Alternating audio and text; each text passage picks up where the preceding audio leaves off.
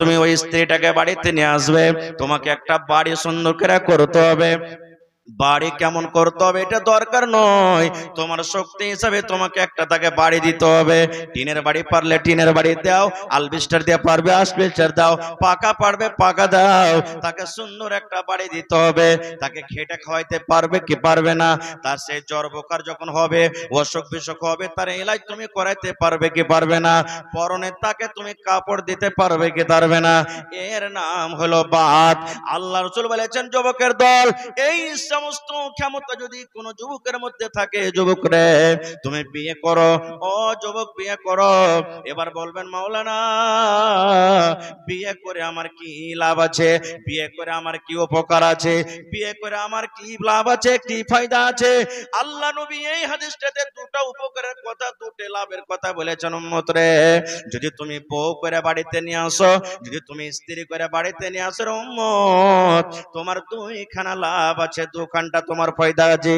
এক নম্বর রাসূল বলেছেন, ফাইন্নাহু আগাজ্জুলিল বাসারে, যখন তুমি তোমার স্ত্রীকে বউ করে বাড়িতে নিয়ে আসবে, ওয়াপার বেটি ছেলের দিকে তোমার ধ্যান যাবে না, ওয়াপার বেটি ছেলের দিকে তোমার নজর যাবে না। আল্লাহ যে তোমাকে চোখ দিয়েছে দেখার জন্য, তুমি মন্দ কাজে তুমি যাবে না, জেনা ব্যভিচারে তুমি যাবে না, তুমি নিজের স্ত্রীর কাছে থাকবে, নিজের স্ত্রীর কাছে তোমার মনটাকে ঠান্ডা করবে, তোমার স্ত্রীকে দেখে তোমার চোখ দুটাকে জড়িয়ে নেবে, ওয়াপার বেটি ছেলের দিকে তোমার চোখটা যাবে না। এক নম্বর হেফাজত, এক নম্বর লাভ। দুই নম্বর রাসূল বলেছেন, ওয়া আহসানুল ফারজে, আল্লাহ রাব্বুল আলামিন মানুষকে যে সারামগা দান করেছেন, নর হোক কিংবা নারী হোক, এটা সারামগার কাজটা এক নারী এক পুরুষে পূর্ণ হবে। আল্লাহ রাসূল বলেছেন, উম্মত যখন তুমি বউ করে স্ত্রীকে বাড়িতে নিয়ে আসবে, তোমার মনের ক্ষুধা যখন জাগবে, তোমার যখন খয়েশটা জাগবে, তখন তোমার স্ত্রীর সাথে তুমি নিজের মনটাকে পূরণ করবে।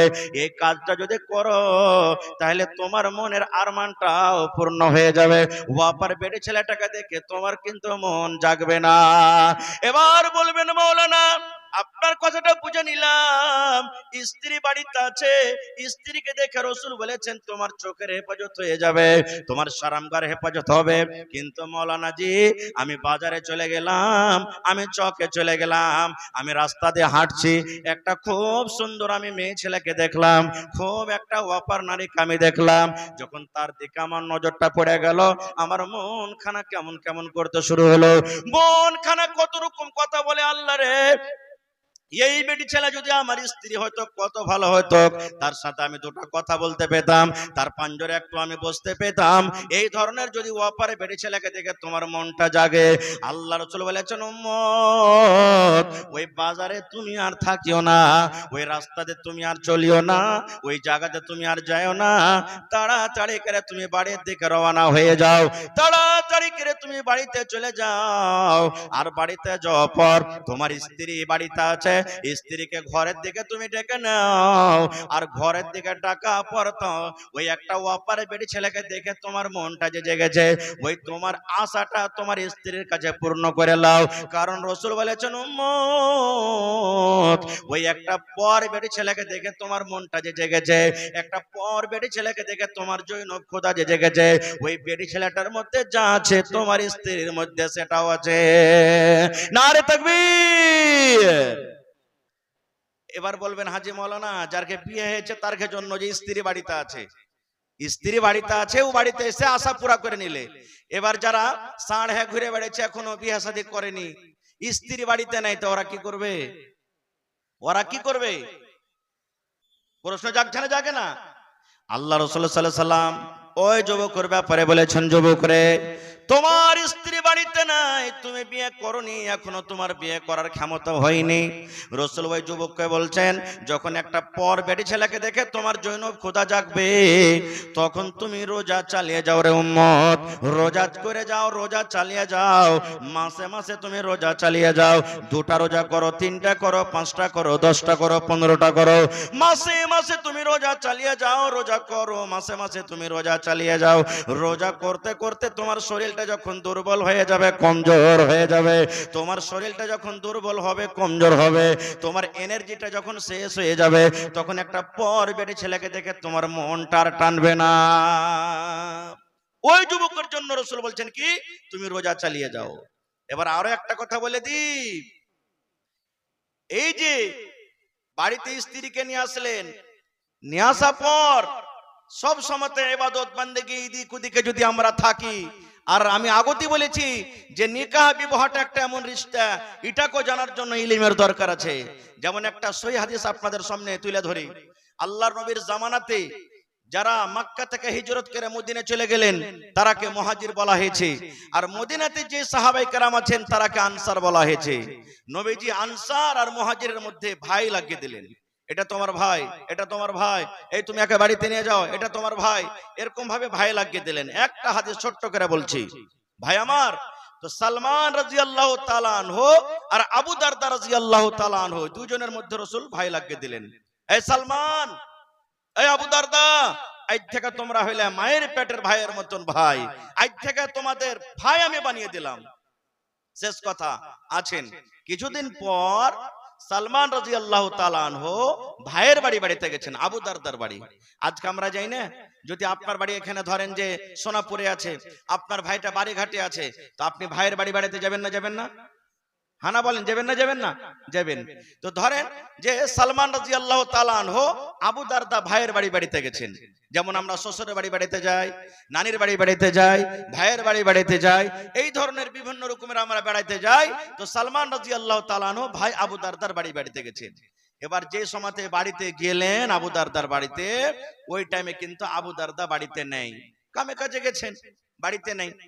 এবার সালাম দিলেন, বাড়িতে ঢুকলেন। ঢোকা পর সালমান রাদিয়াল্লাহু তাআলা আনহু আর ভাবিকে দেখছেন, আবু দারদার স্ত্রীকে, যে সিথে টিঠা কইরা নাই ভাই, চুলগুলা উস্কো খুস্কো হয়ে আছে, মরিচের যেমন গা ঝাঁকড়া মাকড়া হয়ে থাকে না, ওরকম ঝাঁকড়ি মাকড়ি আছে চুলগুলা, সিথে টিঠা করে নাই। কতদিন থেকে যে মুখখানে তেল টাল দেয়নি তো সেটা আল্লাহ জানে। কাপড় খানটাও একবারে পুরাতন কাপড় পিন্ধা আছে, কোনো সাফ সুতরা রং চঙিয়া কাপড় নয়, মানে লাগে না যে এটা একটা স্বামী আছে, এই মহিলাটার স্বামী আছে, এরকম ভাবে মানে বাড়িতে। তখন সালমান রাদিয়াল্লাহু তাআলা আনহা আর ভাবিকে বলছেন, ভাবি একটা কথা আমি বুঝতে পারলাম না। বলছে কি রে ভাই? বলছে যে দেখছি তোমার মাথার চুলগুলা উস্কো খুস্কো হয়ে আছে, ঝাঁকড়া মাকড়া হয়ে আছে, কতদিন থেকে তুমি চিরুনি করনি, তেল দাওনি, আর তোমার গা হাতটাও দেখছি তুমি চাকচিকন হয়ে নাও, কাপড়টাও দেখছি পুরাতন কাপড় পিন্ধা আছো, খুব একটা ভালো যেরকম কাপড় পিন্ধে মহিলাকে থাকতে হয় ওরকম তুমি এরকম সেজে কুজে নাও, ব্যাপারটা কি? যখন কথাটা বললেন তখন সালমান রাদিয়াল্লাহু তাআলা আনহুর কথাটার উত্তর দিচ্ছেন কে? ভাবি, আবু দারদার স্ত্রী। কি বলছেন? রে আমার ভাই সালমান, তুমি বলছো ভাই রে তোমার মাথার চুলে কেন চিরুনি নাই, তেল কেন নাই? কার জন্য সাজবো রে ভাই? কে আমার সাজ দেখবে? কে আমার সীতা করা দেখবে? কাকে আমি সীতা দেখাবো? কে আমার নতুন কাপড় দেখবে রে ভাই? আমি নতুন কাপড় যদি পিন্ধি, আমার নতুন কাপড় পিন্ধাটা কে দেখবে? আমি কাকে নতুন কাপড় পিন্ধা দেখাবো? আমি যে মেকআপ করে থাকবো, আমার মেকআপ কে দেখবে? আমি যে সুন্দর হয়ে বাড়িতে সেজে গুজে থাকবো, আমার সৌন্দর্যটা কে দেখবে? আমার মাথাতে চিরুনি করে থাকবো, মাথাতে তেল লাগিয়ে থাকবো, আমার তেলটা কে দেখবে? চিরুনি করা চুল কে দেখবে? কে দেখবে? কার জন্য আমি সেজে থাকবো? যখন কথাটা বলা তখন সালমান বলছেন, ভাবি কেমন কথা তুমি বলছো? কাকে দেখাবে তুমি? আরে আমার ভাই আবু দারদাকে তুমি দেখাবে, তার সামনে সীতা করে থাকবে, সুন্দর করে পাউডার লাগিয়ে থাকবে।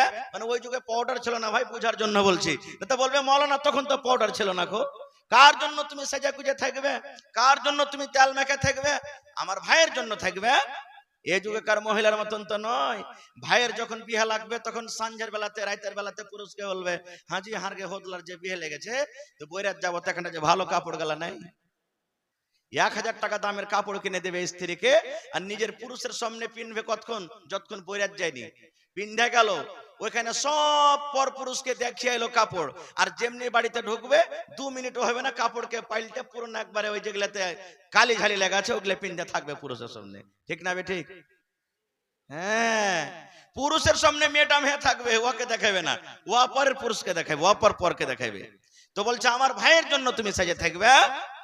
এবার তার ভাবি বলছেন, এরে ভাই সালমান, তোমার ভাই নেককার মানুষ, তোমার ভাই দিনদার মানুষ, আমার তো তার দরকার নাই। ভাইরে তাইলে শুনে লাও, এই জন্য আমি চিন্তা করি না, এই জন্য আমি চুলে তেল দিই না, এই জন্য আমি চুলে চিরুনি করি না, এই জন্য নতুন কাপড় পিন্দি না রে ভাই। তোমার ভাই আবু দারদা আছে, দিনের বেলাতে রোজা চালিয়ে যায়, দিনের বেলাতে রোজা করে, রোজা ছাড়ে না, রোজা বাদ দেয় না। এক মাস তো রমজান মাসের রোজা রাখে, এক মাস পর আরো যেগুলা পাক দিন রয়েছে, যে সমস্ত দিনে আল্লাহ রোজা রাখার হুকুম করেছেন, ওই নফল রোজা চালিয়ে যায়, নফল রোজা করে। এবার ভাই তুমি জানো, যারা রোজা করে, রোজার হালাতে নিজের বেবের সাথে মিলতে পাবে না, না পাবে? পাবে না। রোজার হালাতে বেবের সাথে মিলতে পাবে না। ভাইরে তাহলে দিনের বেলাতে আমি নতুন কাপড় পিন্দে কাকে দেখাবো? ও তো আমার দিকে দেখবে না, ও তো আমার বিছানে দিনের বেলাতে আসবে না, ও তো আমার পাঞ্জরে বিছানে দিনের বেলাতে শুবে না। কাকে দেখাবো রে ভাই? এইবারে সালমান বলছেন ভাবি গে, তাহলে তুমি রাতের বেলাতে তুমি এগুলা দেখাবে? বলছেন না রে ভাই, না, রাতের বেলাতে হয় না। তোমার ভাই যে আবু দারদা আছে, এশারের নামাজের পর তাহাজ্জুদের নামাজ পড়তে শুরু করে দেয়, এত লম্বা লম্বা কিরাত পড়ে, এত লম্বা লম্বা তাহাজ্জুদের নামাজ পড়ে। ভাইরে এই নামাজ পড়তে পড়তে পড়তে পড়তে পড়তে ফজরের আজান পর্যন্ত হয়ে যায়। এবার ফজরের পর এবার জানো তুমি আবার সেই পরার দিনের রোজা চালু হয়ে গেল।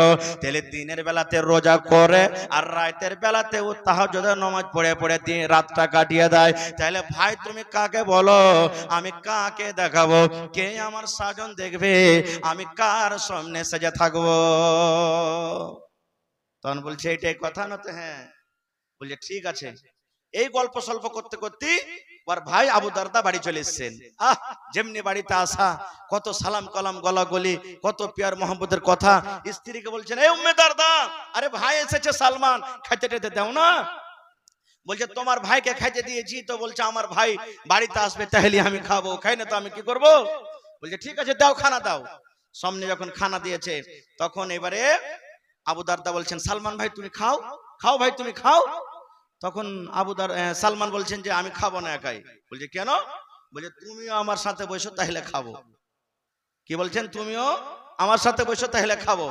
বলছে সালমান মাফ করো ভাই, আমি রোজা করে আছি, রোজা করে আছি ভাই, তুমি খাও, আমি খাবো না, সন্ধ্যাবেলাতে আমি ইফতারি করব। এবার সালমান বলছেন, এরে আল্লাহর বান্দা শুনে নাও, যদি তুমি আমার সাথে খানা না খাও, আমিও সালমান তোমার বাড়িতে খানা খাবো না। যখন তুমি সন্ধ্যাবেলাতে খাবে তোমার সাথে তখনই আমি খাবো। আমি না খেয়ে থাকবো, তোমার খানা আমি খাবো না, পানিও পান করবো না। তখন বলছে মজবুর হয়ে গেল, কি করবে? রোজাটাকে তখন ভেঙে দিলে, নফল রোজা ভেঙে দিলে। এবারে দুই ভাই দুই বন্ধু মিলে খানা পিনা খেলেন। দিন গেল, এশারের নামাজ পড়লেন। এশারের নামাজ পড়ে সালমান বলছেন আমার জন্য এখানটা ঘরে আমার ভাই বিছান করে দিলে, ভাই সালমান তুমি এখানে ঘুমাও। তখন সালমান বলছেন তুমি কোনটা যাবে? বলছে মসজিদে। কেন? আমি নফল নামাজ পড়বো। তখন ওর হাত খানটাকে ধরে দিন উঠেলা, আমি কোথায়? যে ঘরে আমার ভাবি আছে, চলো এখন যাও, আমিও পড়বো তাহাজ্জুদ নফল, আমিও পড়বো, এখানেও টাইম হয়নি, তুমি এখন যাও, তোমার স্ত্রী তোমার জন্য ইন্তজার করছে বিছানে, তুমি যাও। এবার সুবহানাল্লাহ, আবু দারদা বলছেন আমি আমার বিবির কাছে থাকলাম, এই করে করে করে করে যখন ঠিক 3 ভাগের 2 ভাগ রাত কেটে গেল, মোটামুটি 1টা 2টা রাত হয়ে গেল, তখন আমার ভাই সালমান আমাকে দরজাতে বলছেন, আবু দারদা ভাই এখন উঠো, তাহাজ্জুদের টাইম হয়ে গেছে। তখন আমি গোসল করলাম, ফরজ গোসল করার পর এবারে তখন ফজরের নামাজ পড়তে যাব। ইতিমধ্যে তখন আমাকে বুঝাইছেন সালমান, কি রে ভাই আবু দারদা শুনে নাও, এ ভাই আবু দারদা তুমি শুনে নাও, সমস্ত হক বাদ দিয়ে তুমি এক আল্লাহর হক আদায় করবে রে ভাই, এরকম ইবাদতে আল্লাহ খুশি হবে না, এরকম ইবাদত আল্লাহর দরবারে তোমার কবুল হবে না। ও ভাই আবু দারদা শুনে নাও, তোমার উপরে তোমার চোখের হক রয়েছে, তুমি গোটা রাত তুমি রোজা রাখো, এবার গোটা রাত তুমি তাহাজ্জুদের নামাজ পড়ে পড়ে তেলাওয়াত করে যে রাতটা কাটিয়ে দাও, এই চোখকে আরাম দিতে হবে, এই চোখকে আল্লাহ রাব্বুল আলামিন দেখার জন্য আরামের জন্য করেছেন। এই ভাই আবু দারদা শুনে নাও, আল্লাহ রাব্বুল আলামিন তোমাকে যে একটা বডি দান করেছেন, এই বডিটার হক রয়েছে, তাকে আরাম দিতে হবে। তোমার বাড়িতে যে মেহমান আসবে, মেহমানের সাথে তোমাকে খেতে হবে, দুটো ভালো মন্দ গল্প করতে হবে, তোমার উপরে তোমার মেহমানের হক রয়েছে। তোমার বাড়িতে তোমার যে বাচ্চা আছে, বাচ্চার সাথে একটু কথা বলবে, বাচ্চাকে আদর দিবে, প্যার করবে, এই বাচ্চার তোমার পরে হক রয়েছে। এই ভাই আবু দারদা শুনে নাও, তোমার বাড়িতে তোমার স্ত্রী রয়েছে, স্ত্রীর সাথে তুমি একটু আদর করবে, স্ত্রীকে ভালোবাসবে, স্ত্রীর সাথে ভালো মন্দ কথা বলবে, আর তুমি সমস্ত হককে বাদ দিয়ে তুমি যদি এক আল্লাহর হক আদায় করো, বিবির হককে যদি মেরে দাও, বিবির হক মেরে আল্লাহর হক আদায় করো, মেহমানের হককে মেরে যদি আল্লাহর হক আদায় করো, যদি বাচ্চারকে হক মেরে তুমি এক আল্লাহর হক আদায় করো, তাহলে এরকম ইবাদতে রব্বুল আলামিন খুশি হবেন না, আল্লাহ বেজার হয়ে যাবেন। নারে তাকবীর। এই ধরনের অনেক আরো হাদিস আছে, হাদিসটা বলার উদ্দেশ্য হলো এই যে বাড়িতে স্ত্রীকে রেখেছেন, বাড়িতে স্ত্রীকে রাখার পর কত ভাইকে দেখবেন 6 মাস বছরের জন্য বিদেশ গেছে তো গেছে, বিবিটার কোনো খোঁজ খবরই নাই, ওর এরকম আছে না নেই? হানা বলেন না আছে না নেই? খোঁজ খবরই নাই ভাই।